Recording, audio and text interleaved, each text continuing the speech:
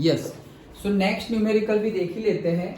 Example 4.6 क्या बोल रहे हैं एग्जाम्पल 4.6 में? Consider a tightly wound 100 turn coil, एकदम टाइटली वाउंड किया है और यहाँ पे n गिवन है। सो n की वैल्यू कितनी है? 100।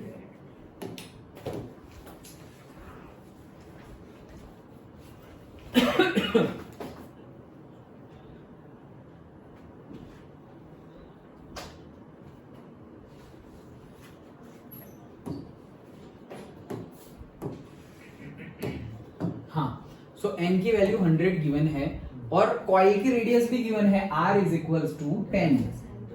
तो वहीं पे कन्वर्ट कर लो 10 centimetre, that is equals to 10 into 10⁻⁻2 metre. Yes.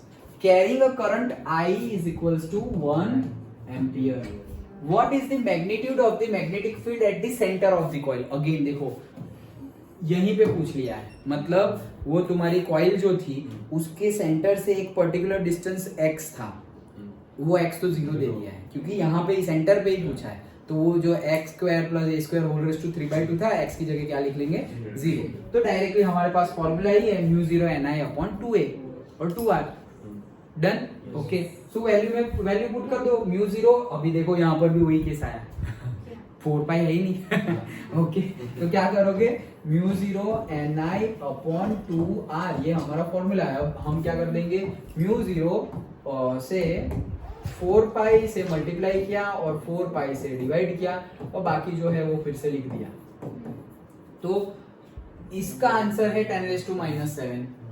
ये पता है, ये पता है, ये भी पता है और I भी पता है और R भी पता है, सब कुछ पता है। तो इसमें तो कुछ करना ही नहीं, वैल्यू पुट करना। सिर्फ और सिर्फ गलती कहाँ होने के चांसेस है? यहाँ पर यूनिट कन्वर्जन करना और ये μ0 ढूंढने मत बैठना कि ये कैसे फाइंड करे। और वैसे जैसे इससे पहले कवर ने बोला कि भाई μ0/4 पाई इज इक्वल्स टू 10⁻⁷ है, μ0 फाइंड करना है तो 4 पाई को यहाँ मल्टीप्लाई कर लो तो भी हो जाएगा।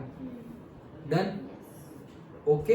सो कहने का मीनिंग है यहाँ पर ऐसा कुछ भी ट्रिकी कुछ नहीं है, बस सर्कुलर लूप है और उसके सेंटर पर ही पूछा है, उसके सेंटर पर ही कितनी मैग्नेटिक फील्ड प्रोड्यूस होगी।